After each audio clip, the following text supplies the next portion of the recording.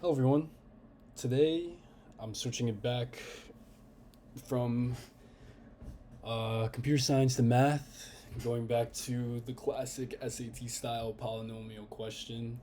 Um, yeah, these didn't really bother me too much when I was taking the SAT, but they can be annoying, and there's a lot of room for making a careless mistake on these types of questions.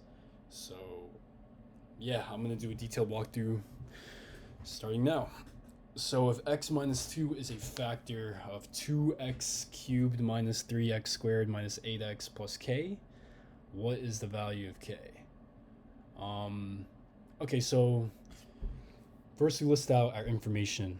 If x minus 2 is a factor of this, we know that x minus 2 means x is equal to 2 is a solution when this is equal to 0.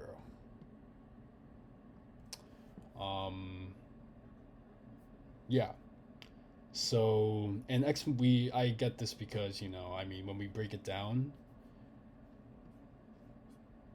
one of these, it's going to be some notation like, parentheses, parentheses, parentheses. So if it's equal to 0, all it takes is one of these elements to be 0 for the whole thing to be 0, because it's a multiplying, right? When you multiply by 0, it doesn't matter what the other elements are, it's gonna all be 0. Yeah, one of these 0. Yeah, and obviously, there could be stuff in front of the x's, but that's not the important part. The important part is the a and the b and the c, right? I'll add like a 2 just so you guys don't go crazy on me. Yeah, so we know x minus 2 is a factor, which means if we plug in x equals 2 into this equation or substitute it, that means this whole thing should be 0. So we just need to find a value for k such that when we do this, this works. So 2 times 2 cubed minus 3 times 2. I'm just plugging in 2 for x, substitute, minus 8 times 2 plus k is equal to 0.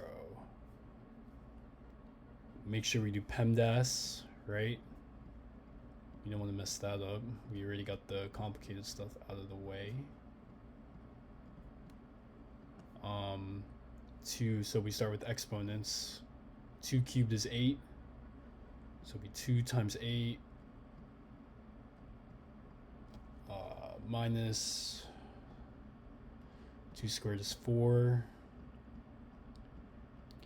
minus 16 plus k.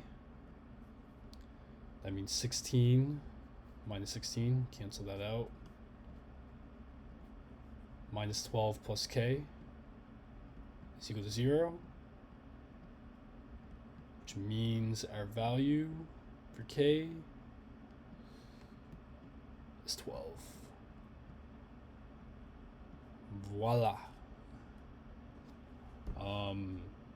I didn't go too deep into some of the prerequisites for this one. I'm assuming that we know how factoring works, but I can always go over this in another video if this was a little bit rushed. The main point is, if x minus 2 is a factor, that means x is equal to 2 is a solution to make this whole thing 0. So we could plug in 2 for x to get k, since we have the whole entire equation. And that's how we kind of do it. But yeah, let me know if that was too fast. Thanks for watching. See you guys next time.